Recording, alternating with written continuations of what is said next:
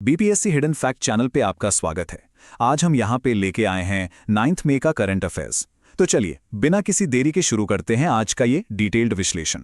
देखिए, चाहे आप बीपीएससी की तैयारी कर रहे हों, यूपीएससी, एसएससी, रेलवे या किसी भी अन्य प्रतियोगी परीक्षा की, आज के जो टॉपिक्स हैं ना, वो आपके एग्जाम के पॉइंट ऑफ व्यू से लिटरली बहुत ही ज्यादा क्रूशल होने वाले हैं। हम हर एक टॉपिक की बिल्कुल गहराई में जाएंगे ताकि कोई भी फैक्ट आपसे मिस ना हो और सब कुछ एकदम क्रिस्टल क्लियर हो जाए। तो पूरे फोकस के साथ इस एक्सप्लेनर को समझिएगा, क्योंकि आज का सेशन सच में बहुत इंपॉर्टेंट है। आज के हमारे इस एक्सप्लेनर का एजेंडा क्या क्या है, एक क्विक नजर डाल लेते हैं। नंबर 1 पर हम कवर करेंगे स्वास्थ्य और मानवीय जागरूकता। नंबर 2, चिकित्सा और नेत्र नवाचार। नंबर 3 पर रहेगा हमारा बहुत ही महत्वपूर्ण राष्ट्रीय रक्षा और तकनीक। फिर नंबर 4, वैश्विक खेल और आईओसी। और फाइनली नंबर 5 पर हम करेंगे इंपॉर्टेंट एग्जाम एमसीक्यू रिवीजन, ताकि आज का पढ़ा हुआ सब कुछ दिमाग में अच्छे से सेट हो जाए। Okay, let's dive into this. शुरुआत करते हैं अपने पहले मॉड्यूल से, हेल्थ और ह्यूमैनिटेरियन अवेयरनेस। पब्लिक हेल्थ से जुड़े सवाल आजकल एग्जाम्स में बहुत ज्यादा पूछे जा रहे हैं, तो इस सेक्शन के नोट्स अच्छे से बनाइएगा। तो सबसे पहले बात करते हैं थैलेसीमिया की। आखिर ये है क्या? देखिए, सरल भाषा में समझें तो ये एक जेनेटिक ब्लड डिसऑर्डर है, यानी एक अनुवांशिक रक्त रोग है। अब इसके पीछे का साइंस क्या है? दरअसल इसमें शरीर पर्याप्त मात्रा में हीमोग्लोबिन नहीं बना पाता, और जैसा कि हम सब जानते हैं, हीमोग्लोबिन ही वो तत्व है जो हमारे शरीर में ऑक्सीजन को ट्रांसपोर्ट करता है, राइट? तो जब इसकी कमी होती है तो मरीज को बार बार ब्लड ट्रांसफ्यूजन यानी खून चढ़ाने की जरूरत पड़ती है। और एक सबसे जरूरी बात जो याद रखनी है वो ये कि यह बीमारी माता पिता से बच्चों में जेनेटिकली ट्रांसफर होती है।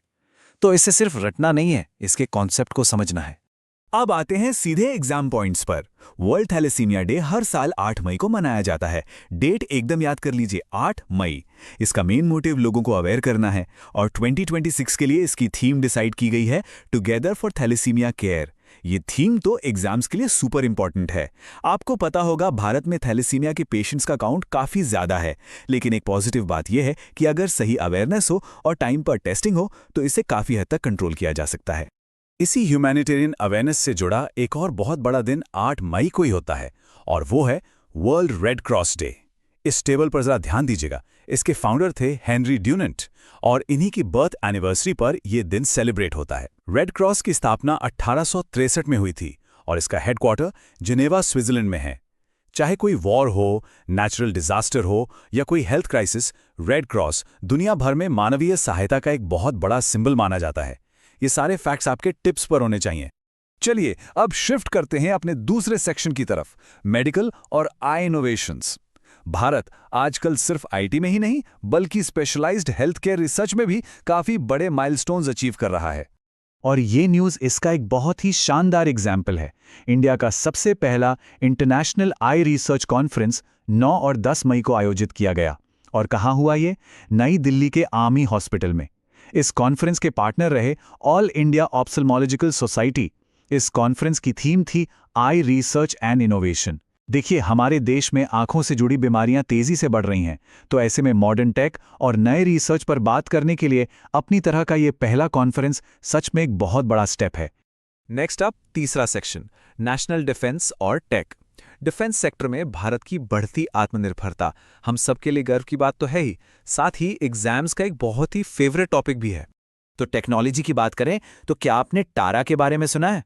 इसका फुल फॉर्म है टैक्टिकल एडवांस्ड रेंज ऑगमेंटेशन। ये एक बेहद ही एडवांस्ड डिफेंस सिस्टम है। इसका काम क्या है? इसका काम है लंबी दूरी तक अपने टारगेट को बिल्कुल पिन पॉइंट एक्यूरेसी के साथ हिट करना। मॉडर्न वॉरफेयर में लॉन्ग रेंज प्रिसिजन यानी दूर से अचूक निशाना लगाना लिटरली एक गेम चेंजर साबित होता है, और ये हमारी इंडिजिनस यानी स्वदेशी हथियार तकनीक को एक नेक्स्ट लेवल पर ले जा रहा है। और सबसे बेहतरीन बात क्या है? इस तारा वेपन सिस्टम का पहला सक्सेसफुल फ्लाइट टेस्ट डीआरडीओ और इंडियन एयरफोर्स ने जॉइंटली किया है। अब एग्जाम्स में इनके फुल फॉर्म्स बहुत बार पूछे जाते हैं, तो एक बार रिकॉल कर लेते हैं। डीआरडीओ यानी defence research and development organisation, और आईएएफ यानी इंडियन एयरफोर्स। इन दोनों ऑर्गेनाइजेशंस के इस जॉइंट एफर्ट ने भारत को डिफेंस सेक्टर में सेल्फ रिलायंट बनने की दिशा में एक बहुत बड़ा बूस्ट दिया है। अब जरा इस टेबल पे गौर करते हैं। रोड और ट्रांसपोर्ट टेक के फील्ड में CSIR, CRRI और ऑयल एंड गैस सेक्टर में BPCL ने इंटरनेशनल लेवल पर अपनी एक अलग पहचान बनाई है। CSIR, CRRI का फुल फॉर्म है सेंट्रल रोड रिसर्च इंस्टीट्यूट और BPCL है Bharat petroleum corporation limited. Sustainable road construction और टिकाऊ तकनीक में इनके शानदार काम के लिए इन दोनों को इंडिया बुक ऑफ रिकॉर्ड्स और एशिया बुक ऑफ रिकॉर्ड्स में जगह मिली है। ये हमारे देश की साइंटिफिक प्रोग्रेस का एक बहुत ही प्राउड मोमेंट है। चलिए मूव ऑन करते हैं चौथे सेक्शन पर, ग्लोबल स्पोर्ट्स और IOC। इंटरनेशनल स्पोर्ट्स पॉलिटिक्स में होने वाले बड़े फैसले अपकमिंग इवेंट्स पर बहुत गहरा असर डालते हैं। इंटरनेशनल ओलंपिक कमेटी यानी IOC ने 2028 के लॉस एंजलिस ओलंपिक्स से पहले एक बहुत ही बड़ा फैसला लिया है। उन्होंने बेलारूस पर लगा हुआ बैन अब हटा लिया है। हालांकि यह बैन पूरी तरह से नहीं हटा है। IOC ने एथलीट्स के पार्टिसिपेशन के लिए कुछ कंडीशंस रखी हैं। स्पोर्ट्स की दुनिया में इंटरनेशनल पॉलिटिक्स के नज़रिए से ये एक बहुत बड़ा शिफ्ट है जो फ्यूचर के ओलंपिक्स पार्टिसिपेशन का डायनामिक्स बदल सकता है। The crucial point is, news तो हमने जान ली, लेकिन इसके साथ जुड़ा स्टैटिक जीके बिल्कुल मिस नहीं करना है।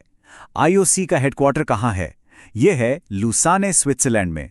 और इसके करंट प्रेसिडेंट कौन है? उनका नाम है थॉमस बाक।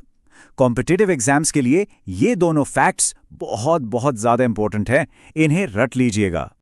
ऑलराइट, अब टाइम आ गया है अपने फाइनल और सबसे क्रिटिकल सेगमेंट का, इंपॉर्टेंट एग्जाम MCQ रिवीजन।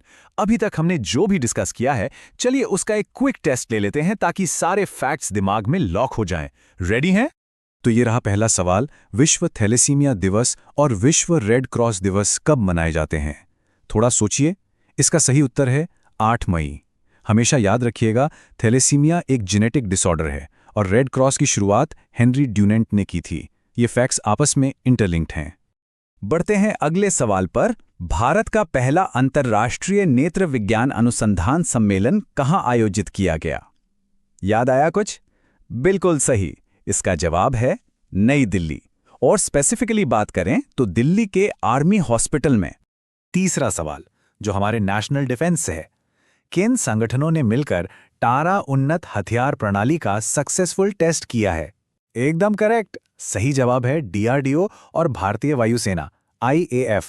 इन दोनों प्रमुख संगठनों की इस अचीवमेंट से हमारी स्वदेशी हथियार तकनीक को सच में एक बहुत बड़ा पुश मिला है। और अब हमारा फाइनल क्वेश्चन, अंतर्राष्ट्रीय ओलंपिक समिति यानी IOC का मुख्यालय कहाँ स्थित है? इसका सही उत्तर है लुसाने, स्विट्जरलैंड। स्पोर्ट्स ट्रिविया वाले सेक्शन के लिए ये नाम तो आपको बाय हार्ट याद होना ही चाहिए। अगर वीडियो पसंद आया है तो हमारी वीडियो को लाइक करें, शेयर करें और चैनल को सब्सक्राइब करें। वीडियो देखने के लिए धन्यवाद। जय हिंद, जय भारत।